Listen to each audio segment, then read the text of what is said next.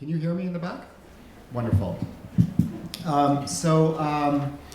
Welcome to you all. I've got to say, there's so much friendship and I think love in this room. I can feel it. So many people I haven't seen for a little while, so it's really nice to see some faces I haven't seen for a while. And I know so many fans and relations are in the room, so thank you for showing up on this day. Otoniya, it is such a privilege and a pleasure to welcome you back to Vancouver. I want to say the city misses you, but I know it's true. Thank you, David. Yeah. It's great to be back. Well, the only thing I doubt about that statement is that I'm in the process of moving to Toronto, so I'm not sure if I'm the one who should be issuing that, but it is true. It is really true. It's wonderful having you in this space. Thank you. I think I could describe it as the space in which we emerged as writers, maybe. Yeah. I distinctly remember bumping into you many times, looking for a coffee shop to work at, right? Right, absolutely. And we had this conversation that the coffee shop has to be right? Yeah. Oh, yeah. Otherwise you can't write, right? Yeah. Music is a real problem. I wonder if I could just launch right into some questions about what is truly, for me, a most remarkable book. I found it so moving, I found it so powerful, and I found it so instructive in so many ways about how you've handled very complex, difficult material in this book. And so I want to begin with a very open-ended question. If I may, you can answer it in the way you'd like. How did you come to write this book, this book on such weighty, important issues, and we can talk about what those issues are. Yeah. Okay, thank you, David. And I think I'll take the scenic route, right? Yes, please. Yeah, meander. So before I start, David, we've known each other for a long, long time. That's and true. It's been a relation of lots of generosity. You've been so kind to us to make family. Yeah. So thank you very much. And David wrote an awesome blurb for the back of the book. And I was having trouble believing what you said. But if David says it, I can't really, I meant every word, and I wish I could say more. You did, and they cut some of it off. Yes, that's right. That's enough there. So thank you so much for your support over the years and your friendship and love. It's incredible, and your whole family too. Oh, I'm honored. Yeah, thank you. So this book, We the Kindling, I started writing it a long time ago. I met the woman who shared with me the stories, Erin Baines, at an event called Gulu Walk. It was in 2005. And in 2005, we were organizing ourselves through Gulu Walk to raise awareness about the war that was happening in Northern Uganda. And that war had started in 1986, when people were resisting the government which is still there, that had taken over power in 1985. And many groups came up and were quelled, whether through the government army or through peace talks and that kind of thing. And then a group started called the Holy Spirit Movement. And at the time, we were in Kampala, and there was this news about a young woman who was leading tens of thousands of men from the north of the country all the way to the south. And she almost got within reach of the capital to overthrow the government. And I thought, who is this woman? So my interest was really tweaked, right? That group was also defeated. And out of that group, some people reorganized themselves and became the Lord's Resistance Army in 1987. The Lord's Resistance Army was a strange, and it still is a strange organization that combines all kinds of beliefs, some Christian, some not Christian, some just Acholi, and Acholi is the people in Northern Uganda where I come from. But the worst part of their organization was that they kidnapped children to feed their army, right? And so children are kidnapped in the thousands and thousands. both boys and girls. And so this had been going on since 1987. So in 2005, lots of people had lost their lives, and a war for years and years and years. And we were here in Canada feeling so helpless about it, right? As you all know how helpless to feel when there's a war going on somewhere else, right? And so I saw Erin Baines at Gulu Walk, and this woman, and why I noticed her, so a tall white woman, but she had a kitenge, it is an African fabric. And so I saw the kitenge, and I wanted to be friends with her. So I started chatting, and then she told me about this project she had in Gulu, where she was working with people who had recently returned from abduction, and and they had so many stories to tell. Her training is in political science, and so she was not going to be doing anything with those stories, right? And she said, "Could you?" And I said, "Yeah, sure." And so we started to work together. At the time, I thought I was going to be writing a creative nonfiction because it was important to me to tell the truth about what happened. But then it became really difficult because there were so many stories and so many difficult stories, none of them that you can prove because it's just people's testimonies and people sharing, right? And so eventually it had to be a novel, so I could tell stories that cannot be proven, but I could also flesh out some stories, because someone offers a story in a couple of sentences, then you have to make it a whole thing, right? Yeah, so that's the background of it. Thank you. Before, when we were in the green room talking, I was feeling, why am I even, just put you in front of a microphone and you will tell, offer an incredibly thoughtful and incredibly composed kind of description of the novel. But thank you. I don't want to embarrass you. No. No. I wonder if I could pick up just on that last point, which I find so striking. Two questions, I guess, in one. You speak about how at some point you felt that this book, this work, needed to be fiction rather than nonfiction. And I'd like to ask maybe if you could expand a bit on that. What does fiction do in the context of these stories and histories, and just the magnitude and overwhelming plurality of them, let's say. So that's one thing, fiction rather than nonfiction.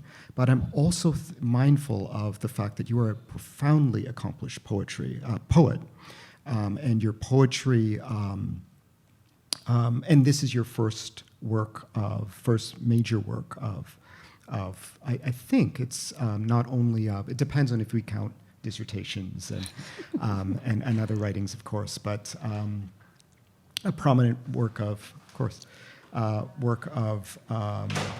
prose rather than poetry. Right. So why was this a novel rather than a memoir? Why is this prose rather than poetry?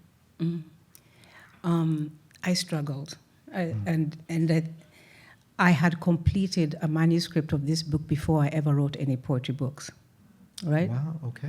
But since I had written 3 poetry books since, right? Yeah. And in the years since, I used to tell people, I hate sentences. They're so demanding. I feel it.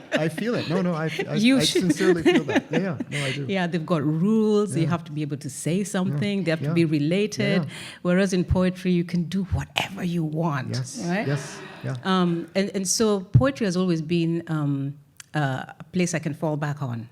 Right, and also when you write poetry, when I write poetry, I don't feel the need to make sense of anything.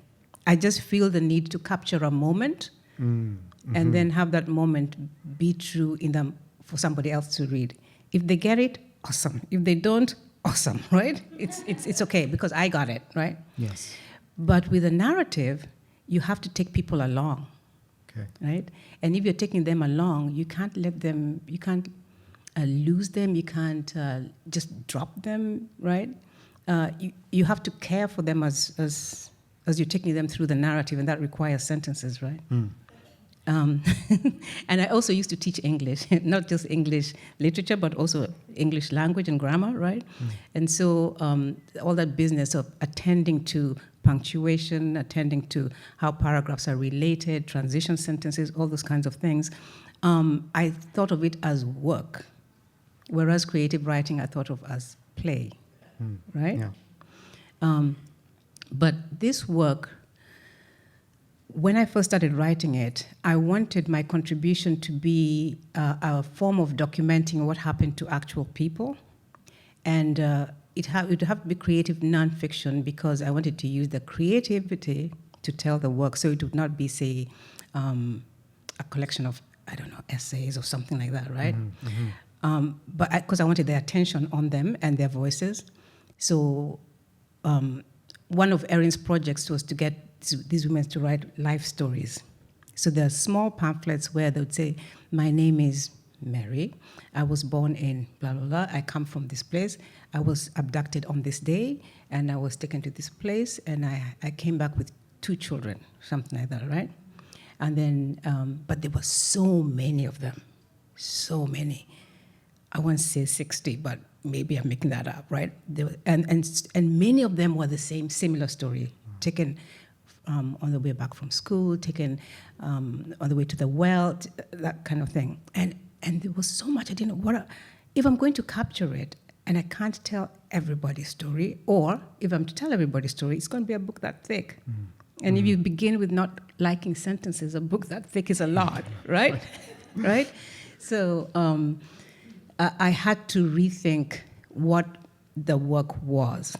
And so also the initial drafts of it was drafts of me showing how angry I was at the situation, how frustrated I was at the situation, how helpless I was. It was all on the page. That's interesting. Then I had to rewrite it to take myself out because it wasn't about me, right?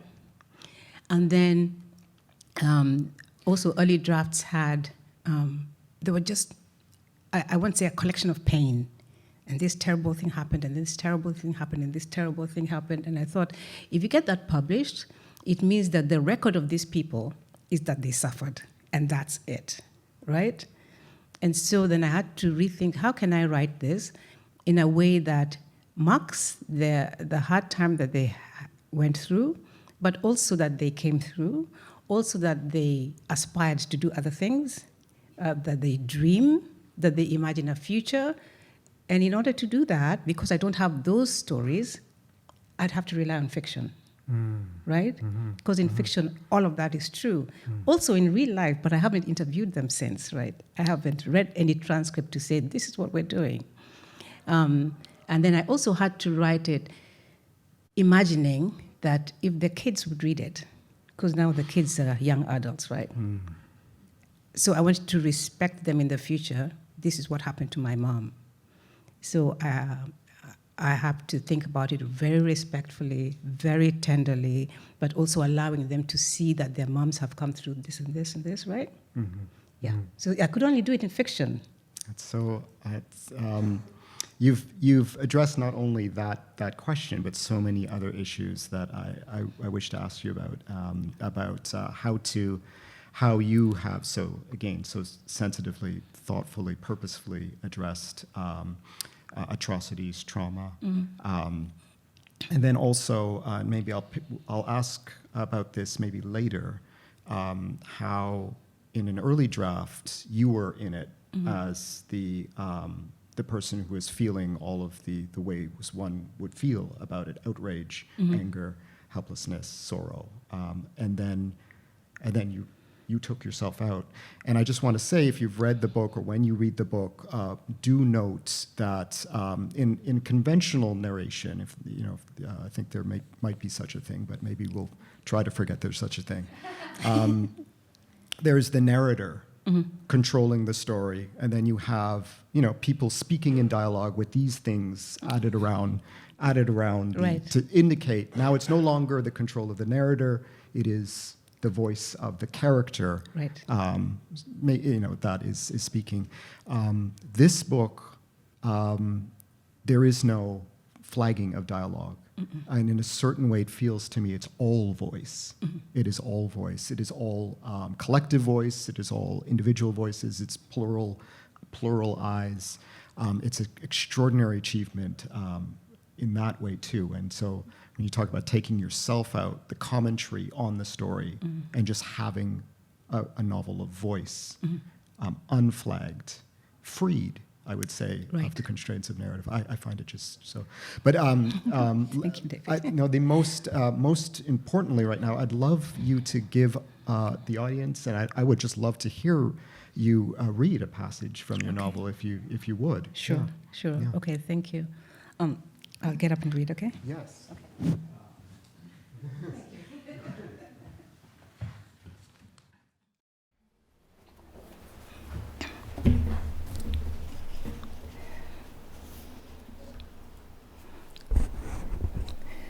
Just give me a second, I need to find the page. I left my copy in Kingston, but I always made sure that there was a copy on the table for me to borrow, and I promise I will not mistreat it while I have it here. So I'm going to read something that I already read last night so the folks who were here last night at the book launch, bear with me. This is called The Things We Carried. And I'm reading it first because it speaks to the plural voice. And the plural voice was important because it was a way to capture all those so many voices, right? And to say that these are some of the things that they had in common without having to worry that this was Josephine, this was Lucy, this was Miriam, this was Maggie, you know? So we captured that, right? I need a sip of water, sorry.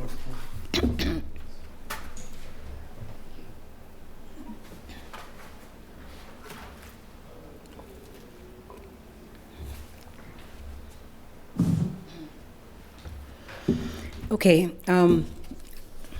this is the things we carried. We walked everywhere. We walked from Apache to Atiak, over the hilly outcrops at Kilak and Ator, passing through Anaha and Pabo, across the Achwa River, with its furious rapids in the wet season that boils over the Black Rock, with steamy fog that seems to shroud the whole country. We passed through Padey, Kitgum, Palabek, Padibe, Namokora, and Labor, mapping the breadth of northern Uganda round and round like a starved hornet over a bush. We traced the Nile through the unmanned border at Nimule. In Sudan, we walked through a long history of war. We walked into a landscape that had long preceded ours in the fighting, brother against brother, ourselves against ourselves. We walked into the war between the Arab people and the Sudanese People's Liberation Army. We walked into a new knowledge.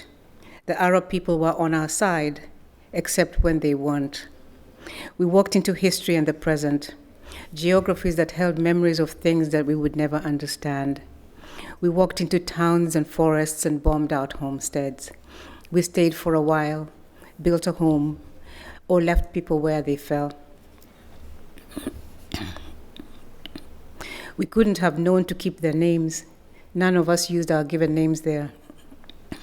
In Sudan, we walked through towns, through Torit, Gong, Luwudu, Palutaha. We settled for a while in Nichitu, Juba, Lala, and Rubatek before leaving for the Imatong Mountains. We crouched through wooded areas, bountiful gardens, and open grassland. Sometimes we made do with caves. Other times we made fire by the riverbank for a single night, never two. Easy to say that distances are nothing when you have stories, company, and a light heart. Instead, we were a long way away, and it wasn't always light. We carried everything. We carried our own luggage on our heads. We carried our babies on our backs, each tied snugly with a kanga. We carried on our hips the babies of women who could not carry their own children. If we didn't have a baby to carry, we carried other things on our backs. We carried 2 basins each on top of whatever else we carried. We carried AK-47s slung over our shoulders with leather belts. We could never put the guns down. We carried food, millet, corn, pigeon peas, smoked meat, sesame seeds, beans, goat, sorghum, dura, dried meat, lentils, and canned fish. We carried sugar and salt. We carried water. We carried luggage for our husbands and commanders. We carried our thoughts. We carried 20-liter debbers of oil. We carried soap, toothpaste, and face cream that we looted along the way. We carried the thoughts of our families and the good times we had known at home. We carried the weight of the sun as it bore down on our necks and faces. We carried whatever luck remained because those who ran out of it lost their lives. We carried the spirits of our forefathers and prayers we had learned at home. We carried the rosary in our heads so we could remember. We recited, Our Father, Glory be, Hail Mary. We called out the names of our fathers, of our family members in our heads, so we could not forget that they had once lived. We believed our families were dead. We knew that our families were dead because otherwise they'd have come to rescue us. And some of us knew that our families were dead because we'd seen them die before we were taken. We prayed that any relatives we'd had left would not try to rescue us. We worried that they would be hurt. We carried pain in our thighs and in our shoulders. We carried what remained of our own selves. We carried guilt. We carried the burden of having taken part in the hurting, for kicking the one boy until he was dead, for having to do it in the company of menacing faces and sharp bayoneted guns, waving each of us to take our turn. We carried our hurt selves, our defiled selves, our stained selves, the selves that had been raped over and over everywhere there was an opening. We carried the innocence that remained of our bodies. We carried luggage. We carried burdens, questions, no answers. We carried ulcers and chests that still burned like a fire inside. We carried gunshot wounds that sometimes healed into tiny scars and sometimes branded us like animals. We accepted the keloids that formed on our backs and foreheads and massaged them gently when we had a chance. We stopped needing to wince as we walked through the long elephant grass with arms and legs exposed to the sharp blades that sliced our skin at every turn. We carried hope in our hearts, sometimes very little, too little to stretch out for days, weeks, months, years, a decade and a half, more, but we did. We carried the girls that we were in the smallest part of our brains, the girls who refused to come out and play with innocence. We carried them along anyway. Sometimes we laughed. We were the ting-ting, the yangus, the carriers, the young ones, the kuruts, the children, the girls, the daughters of people who carried us in their hearts all that time. They carried us in our hearts, in their hearts for naught. We didn't exist anymore. We couldn't. Not as they knew us, not as they'd loved us, except perhaps for the selves in us that remained intact, the selves in us that no one could see. We carried babies in our arms and babies in our wombs. Through the babies, we carried our families and what we remembered of them. A nose here, a smile there, a forehead, fingers, a giggle that was familiar. We carried scars from beatings, scars from lashes, open sores from broken gumboots in which sand would grate against our feet as we traversed borders, crossed streams, and fought the bows in the jungle. We carried hoes. We carried seeds. We sang. We sang in our heads. What a friend we have in Jesus, all our sins and griefs to bear, all because we do not carry everything to God in prayer. We carried everything to God in prayer. Thank you.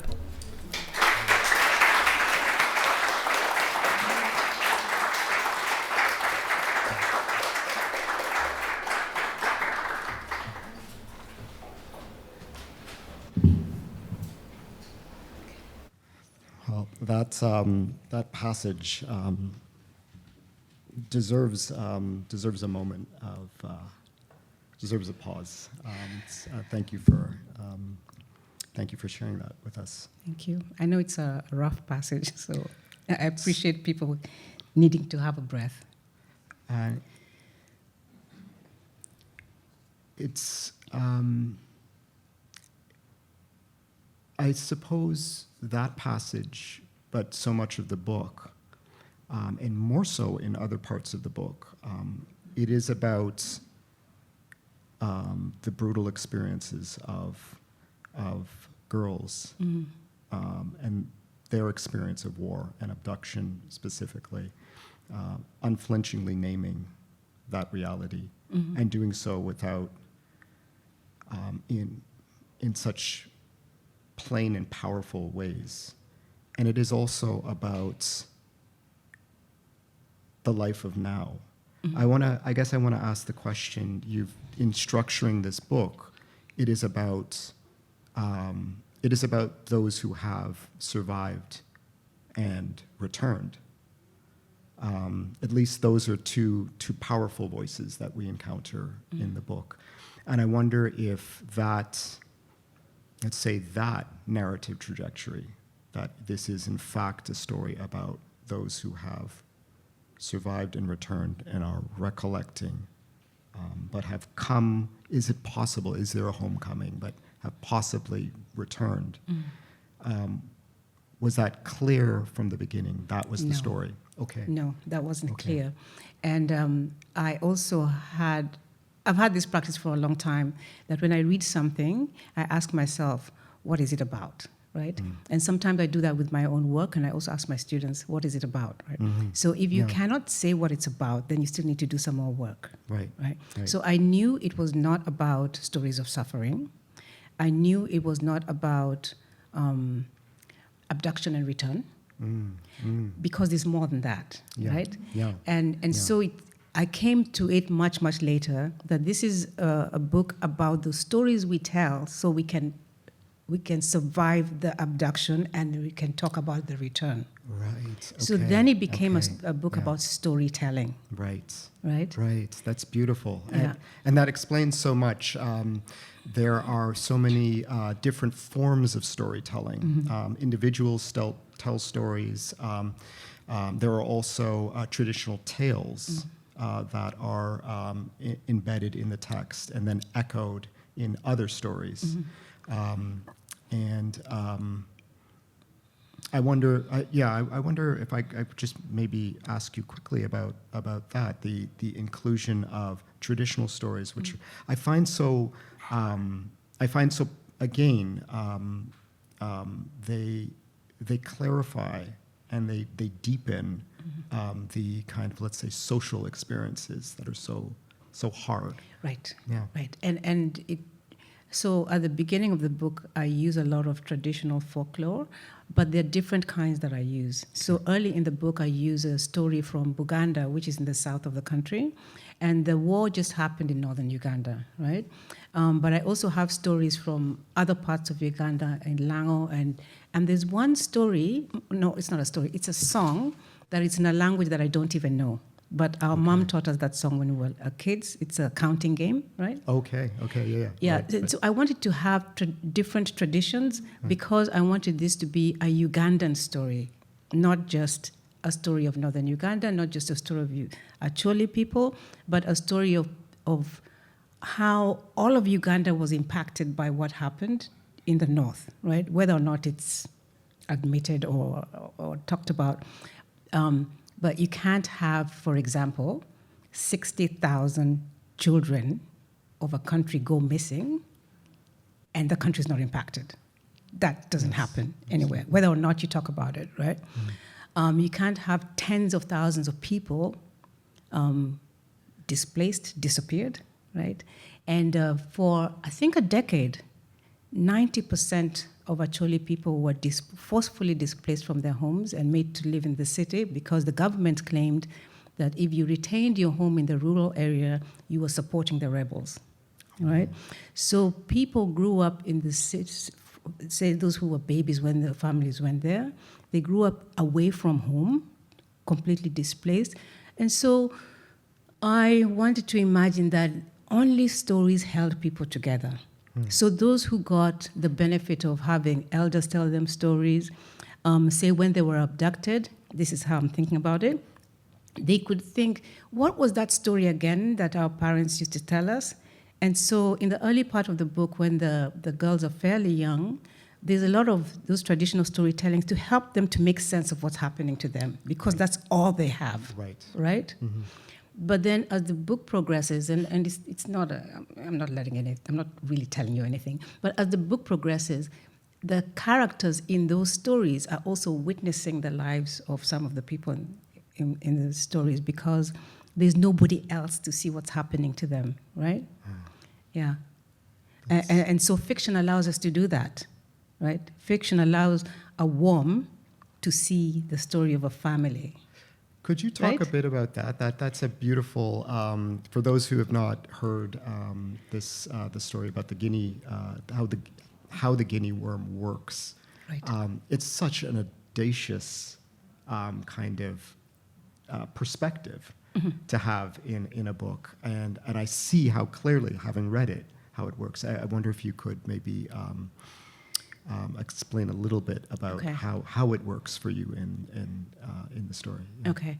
I promise you, I'm not trying to gross you out so that you don't buy the book. Yeah, sorry if you know what this is. Yeah. But a guinea worm infection is a terrible infection to have. So the guinea worm lives, as far as I know, lives in the river.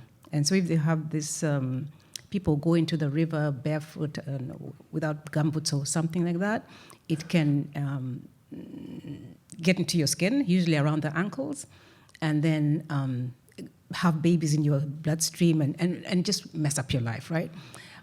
It's horrible. And then a friend of mine had it, and she was telling me that it hurts, the site hurts, but then you have to be able to pull the guinea worm, and you can't let it die, and you can't break it. So every day you pull a little bit of it, and then you tie it around your leg, right, until you pull it all out. Because if you let it break, it will go back into your body and have babies and have more worms. It's so gross. It's totally gross. But in this book, the guinea worm is telling a story.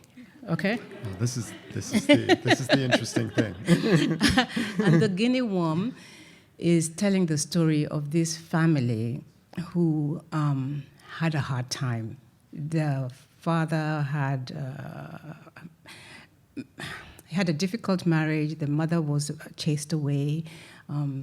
They got a stepmother who mistreated them, and then she was chased away. And then he was womanizing and leaving the kids at home by themselves. And it's a terrible story. They didn't have enough to eat and all that kind of thing. And then he died. Okay, I'm telling the story. Okay, and then. So when you get to this part, you kind of already know what's going to happen. Right. But then I wanted to set up the story of this one woman who came from a home of abandonment. Because many people, in fact, I dare say most people, came from homes of love. So they were able to reflect back and say, oh, my mom used to love me, my dad used to love me, my community used to love me. They missed being at home. This particular girl came from a horrific circumstance, right? There was no love at home. There was plenty of abuse. And so I imagined that a guinea worm would have infected them, and that would have been the only one to witness what happened to them. And so the guinea worm has to be able to speak to the children, her and her two brothers, and ask them, where are your parents? And then they say, oh, our parents, this and this and this, right? So again, nonfiction would not let me do that. Yeah, that's exactly.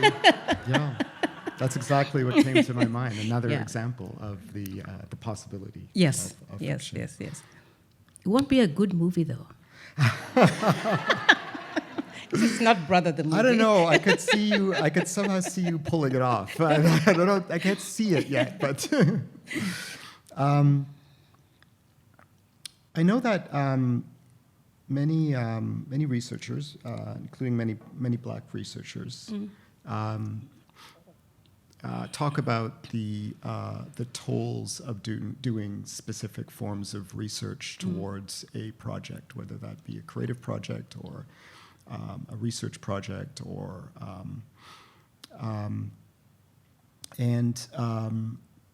there has been, I think. All the time, and maybe there's more of it now. There has been for a long time, but maybe more of it now. How one can protect oneself in the midst of doing difficult research. towards producing a brilliant, necessary book.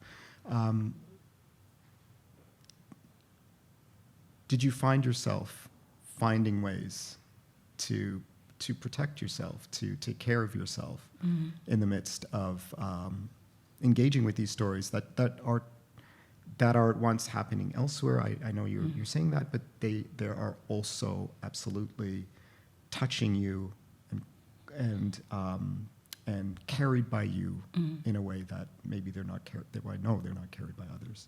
Yeah.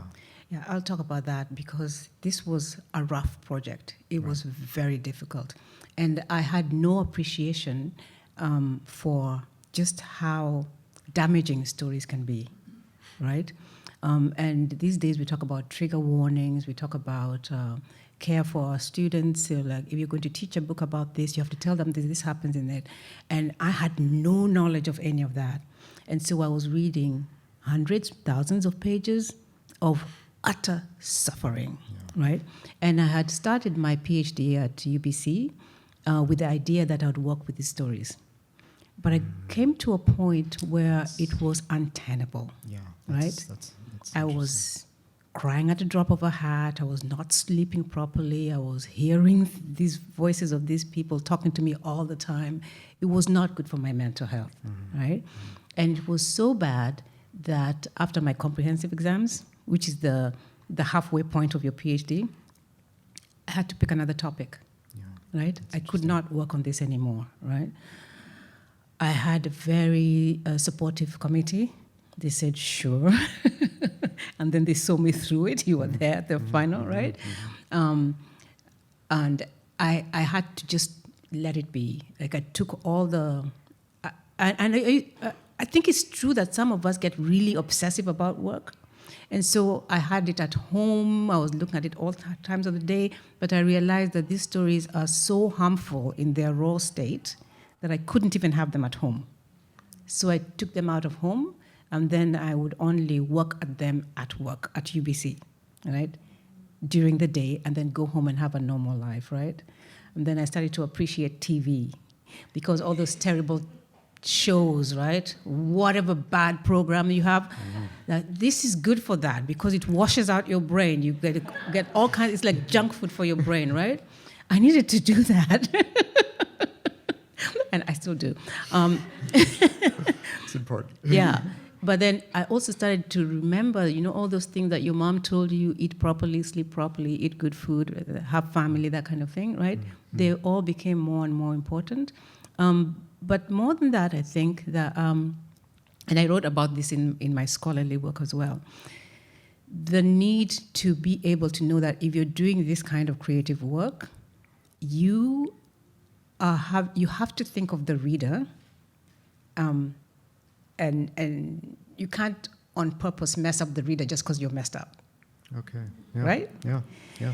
So this part of it was about translation, right? From the utterly painful to something that someone else can just read it. Yes. They'll know it's painful, but it doesn't stick to them, right? And there was one particular story which I wrote in a journal, which was, to this day, the worst story I have ever read. It was horrific. But like many women who spoke and had their words transcribed in interviews, they said, I want my story to be told. And so I was taking that quite literally. If they want their story to be told, then it is my job to tell this story, this worst story that I've ever heard, right? And how do I do it without harming the reader? It was like a math question. It was just... and so I, in that journal anyway, in that journal article, I rewrote it in an abstract form, because this is now practice of poetry, right? Okay, yeah. So I rewrote it knowing what it was about, and so that whoever reads it will read it. It will be an account of that terrible thing that had happened, but they don't have to carry it. Yeah. Right? Okay. And then that was also when I started to have an appreciation. Oh yeah, fiction does this. right? Or creative work does this. It allows you to go there, right? Yeah. Yeah. I find that, again, that's something just clicked for me in that, of course, I know, I admire so deeply your dissertation, the scholarly work that I've read of yours, and it did click later that, wait, this book, and the fact that I've known for years that you've been working on these stories, on this archive, and that your dissertation was not that, and then this book had to come out after, and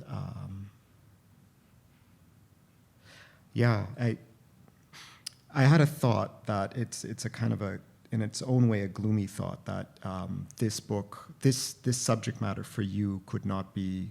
It's a gloomy thought, I think, that it could not be a professional obligation. If sometimes we feel our academic research shouldn't be that, but it is that in a certain way, and it couldn't be that. Right. And so it was wisdom to turn away from that, and then it had to find a new form, and that form is so complex and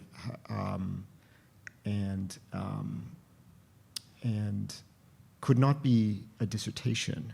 No, it couldn't be. It couldn't be a dissertation. Right. It had to be something that was open and so multiple, and that was perhaps it strikes me. Yeah. Just trying to absorb this profound thing that you said, that was the solution, this particular form. I also really wanted to honor these women. Yeah. I really did. And I hope I have honored them. In part because they came through and they told us what they came through, which requires a lot of bravery. Because even in that little excerpt I read for you, there's admission that not only did they witness terrible things, but also that they were forced to do terrible things. Yeah. So I didn't want to judge them because they are telling us these stories. But at the same time, I have learned a great deal from them on how to live even in the context of such terrible things. For example, when I think they were called returnees for a while, when people came back from a war, and it's happened in other countries too.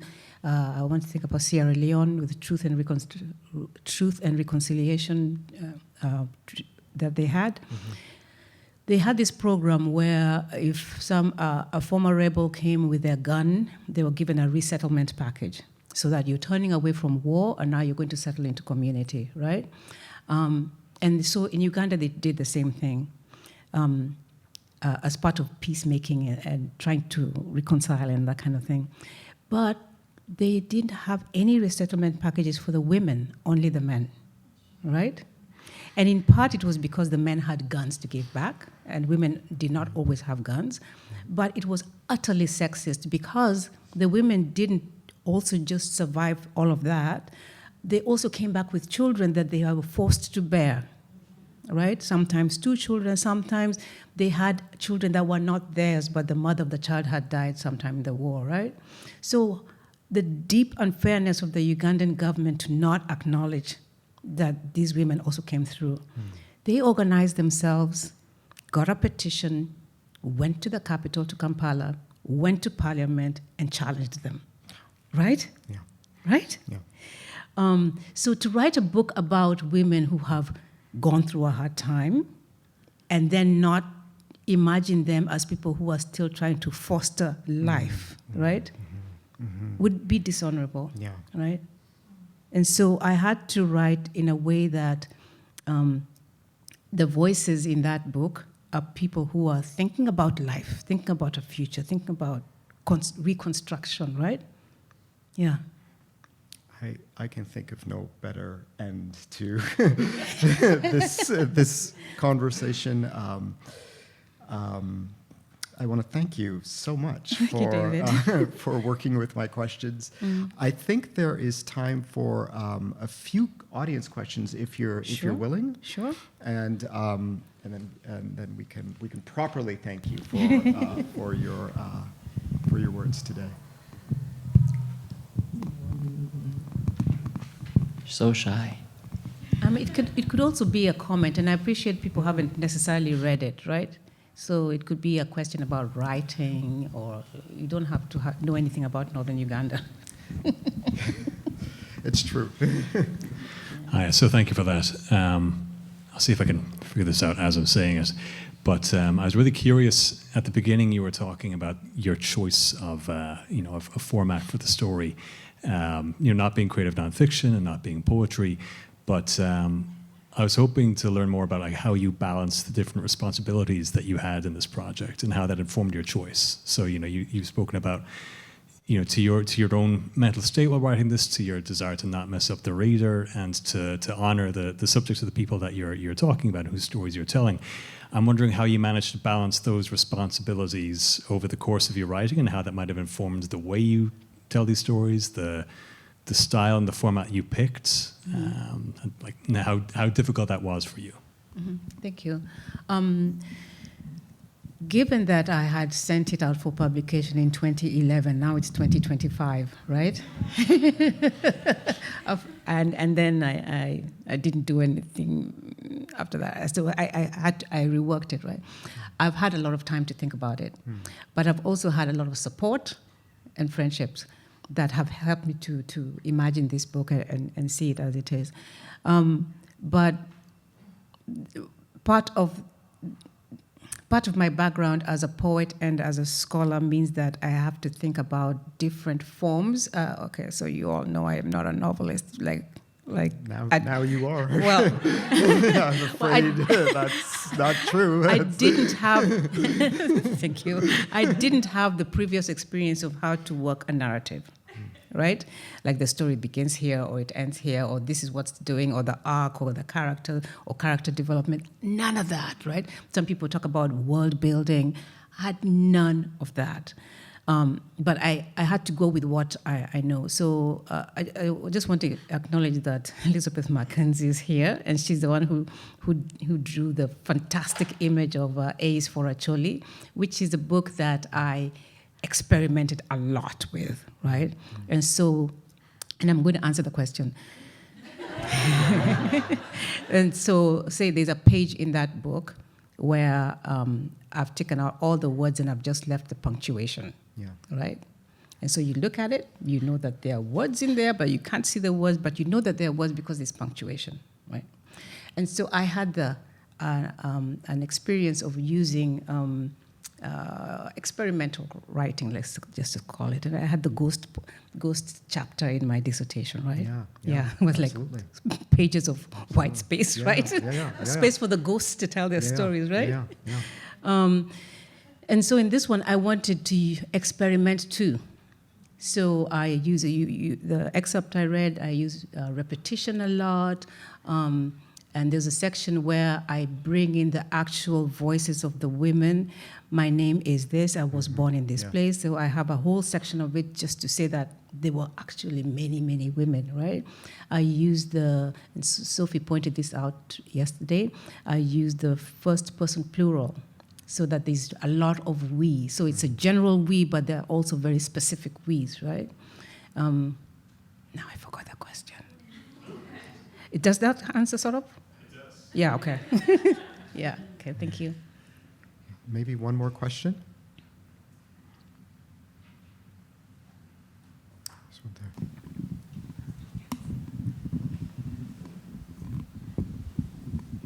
I was wondering, it was just stunning reading. Thank I was you. wondering what it felt like to let it go, and how did you know how to close a book like that? And did it involve grief or release? And what did it feel like? Okay, so this allows me to continue to talk about how I wrote it. At some point when I submitted it for publication to Dion Brand, who is the editor for it, right? She read it in a way that I hadn't read it before. Because I was so close to it, right? I couldn't see it for what it was. And so part of getting it into this form was to trust that the editor was going to help you to read it properly, or read it in a different way that you haven't read it. And so one of the things she said, for example, is that this book ends here. And I was like, what? Because I had like 4 more chapters to go. what am I going to do with these 4 chapters? I don't care, I don't know. But then when I read it now, I think, oh yeah, of course it ends here, right? And so you have to be able to trust people who you've given it to help it to be better. And then I also worked with Lynn Henry, who's brilliant. And I had started it at the present day in the market in Gulu, and then ended up in Kampala. So again, psychically drawing the map of Uganda, right? Yeah. But she said, do you see this section here? If we had it at the beginning, and then we had this one here, I'd be like, oh my God, it's like transition sentences for paragraphs, right? It makes this much smoother entry into the story, right? And then Dion Brand said, I don't like the title, because I'd gone to it with the title called Stories from the Dry Season, which was the title it was for more than a decade, right? Right. And she said, I do not like that title, right? Yeah. And I said, well, what am I going to call it? She said, read the book. And I was having trouble finding it. And then she said, okay, here's 3 examples, this, this, and this. And so I said, oh, We the Kindling sounds good, because there is a sentence in there. It says, We the Kindling, right? And so I feel relief, but I also feel deeply disoriented, because I have been working on this for so long, and I've done other things and other things and other things, but I've always been working on it.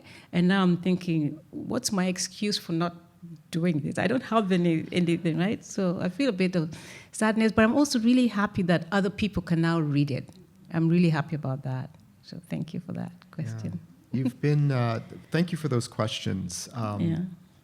You've been really generous in speaking about how others have read the book. And it's, it's just kind of a model of generosity, kind of intellectual generosity, which is, I'm learning what the book is about from the ways people are reading it. And I know that you're going to have that opportunity to continue learning about this profound work that you've produced, because it's been, there is so much excitement around this book. So we were very, very lucky to have you here and you in person to share this book with us. Thank you so much, Otoniya. Thank you, David. It's a pleasure to be here with you. Thanks. Thank you.